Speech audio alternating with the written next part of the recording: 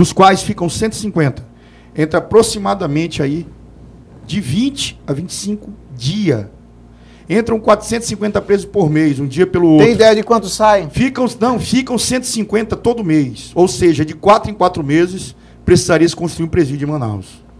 Então, estamos aí nos limites do absurdo. Ou seja, eu inclusive dei uma entrevista ao jornal da OAB, onde eu dizia a necessidade do Estado ter uma política séria e efetiva no que concerne a questão da prevenção à criminalidade, porque senão tudo vai desaguar no presídio, e acaba tudo lá, e aí não adianta. Essa política de enfrentamento entre polícia e bandido não leva a nada. Tudo aquilo que o doutor Luiz Carlos disse é verdade. Saúde pública acaba refletindo na educação, acaba refletindo. Essa falta de política de prevenção acaba refletindo. Então nós precisamos pensar isso como uma forma global, como um todo, e não somente aquilo que vai parar dentro da penitenciária. Então hoje o sistema carcerário amazonense está em colapso? O senhor pode dizer isso aí? Posso dizer o seguinte, que ele está num princípio de colapso, porque a lotação hoje, todas as cadeias estão muito acima daquilo que elas podem suportar. Como em todo lugar do Brasil. Como em todo lugar do Brasil, porém em alguns lugares piores. Hoje aqui nós vivemos um clima de insegurança. E quero dizer mais aqui, aproveitando aí no gancho aqui na segunda colocação do doutor Luiz Carlos, a imprensa passa aquilo que quer vender.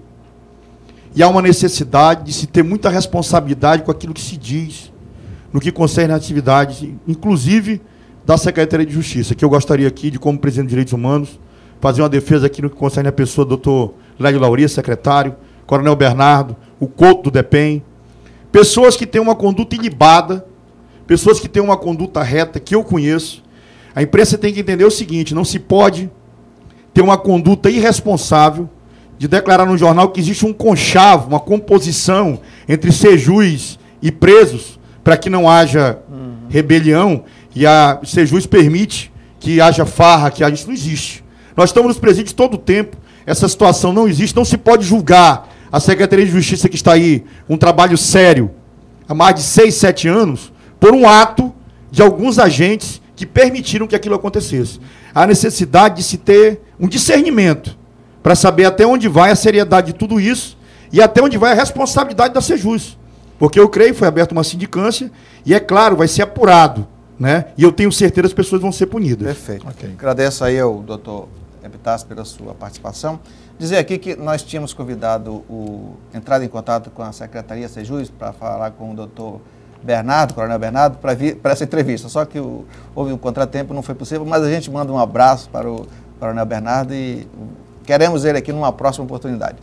Vamos para um breve intervalo. Quando nós retornarmos, nós vamos apresentar uma imagem, algumas imagens que a gente extraiu da internet para você ver como é que é o sistema carcerário brasileiro.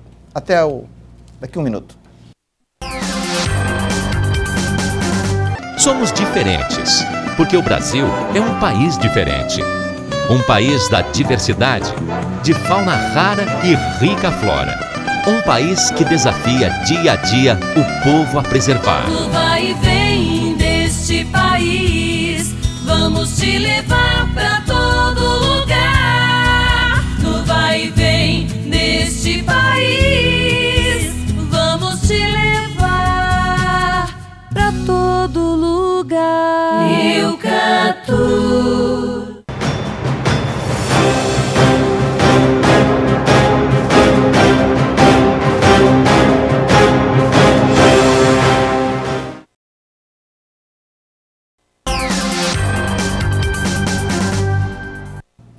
Retornamos com o programa Tribuna Popular, hoje falando sobre o sistema penitenciário brasileiro e trazendo para o nosso caso aqui do Amazonas, né, mais especificamente de Manaus, até tratando daquela polêmica que houve aí esta semana passada, acerca daquela suposta farra de presos dentro da penitenciária da cadeia pública. E nossos convidados de hoje é o doutor Luiz Carlos Valois, que é juiz de direito da Vara de Execuções Penais, e o doutor Epitácio Almeida, que é presidente da Comissão de Direitos Humanos da OAB, né? Já demos aqui um início ao nosso programa, e eu queria que você assistisse algumas imagens que nós escolhemos da internet para ver como é que funciona essa questão aí da penitenciária.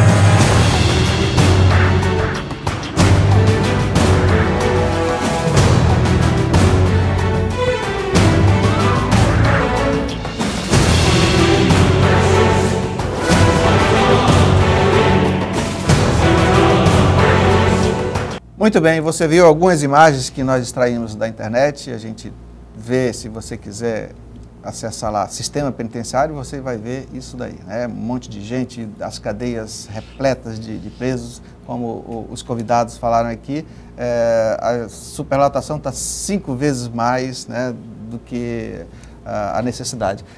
Doutor Tarcísio, algum comentário acerca dessa imagem? Pelo que a gente viu aí, né, doutor Félix, nas imagens, eu acho que um dos principais problemas do sistema penitenciário brasileiro é a superlotação, né? É a superlotação, é que nós acabamos de ver nas imagens.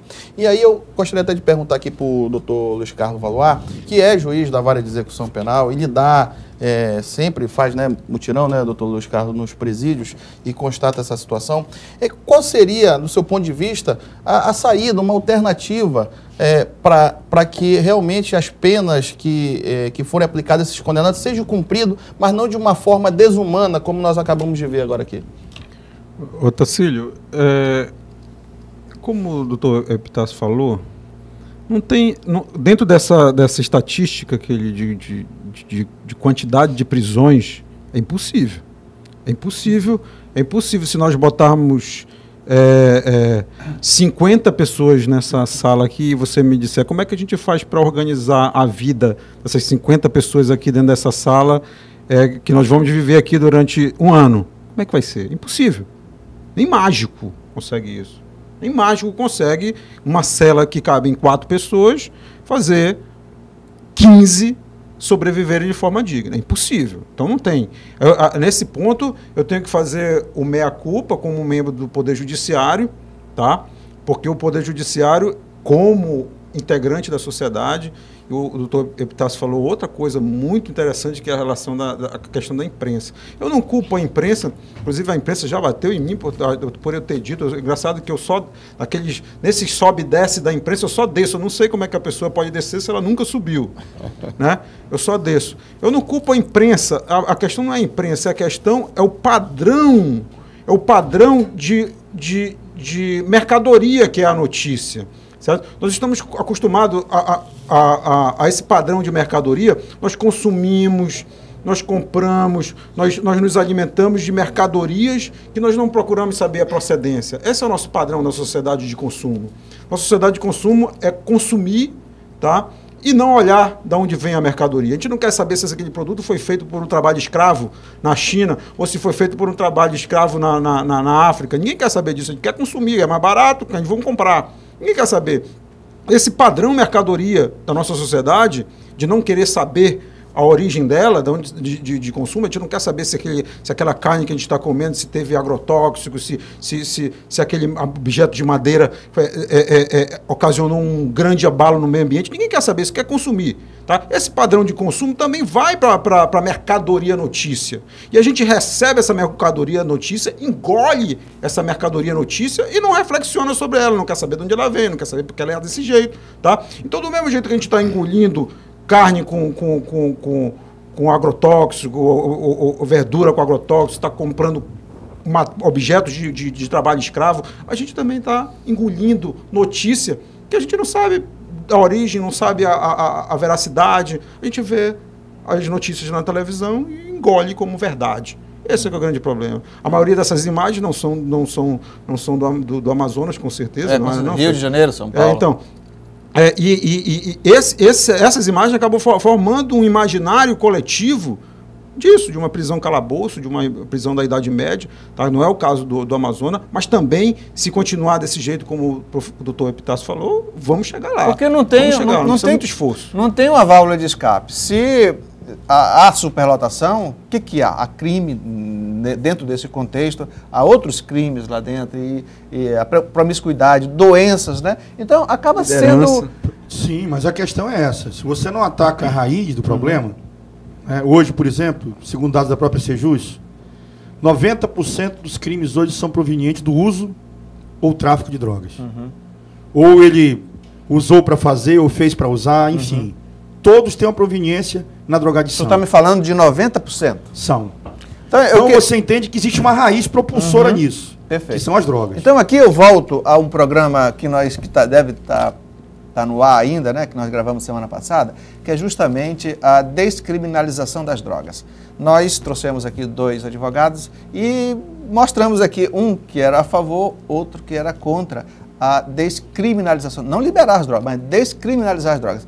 Aí eu pergunto ao doutor Epitácio, a descriminalização das drogas vai refletir diretamente na diminuição desses presidiários? Como é que o senhor vê essa situação? Como é que o senhor vê essa questão? Porque há prós e contras em relação a esse tema. Há países aí que já flexibilizaram, o Brasil já flexibilizou, né? Antes o consumo de droga dava prisão. Hoje já não se tem mais esse entendimento. A própria lei já se encarregou disso. Qual é o seu entendimento em relação a isso? Veja bem, Félix, há necessidade de que nós, enquanto sociedade, tenhamos um discernimento, né, cristalino do que vem a ser crime. Então, tem o usuário que ele é o mula, que ele é o avião do traficante.